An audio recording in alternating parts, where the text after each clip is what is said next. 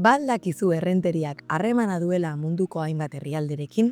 Horixe baietz, udalak munduko txoko ugaritako proiektuetan hartzen du parte, garapenerako lankidetzarako diru-laguntzaren bidez.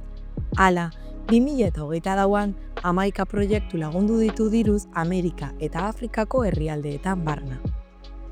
Proiektu horien ardatzak garapen jasangarrirako helburuak eta giza eskubideak dira.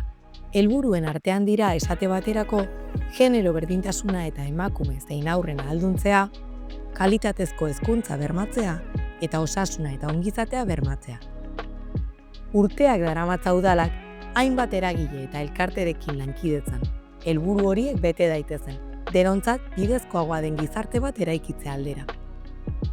Aurten diruz lagundu diren proiektuen inguruko informazio gehiago aurki dezakezu webgunean, edo bestela galdetu kultura aniztasuna, giza eskubideak eta garapenerako lankidetza departamentuan.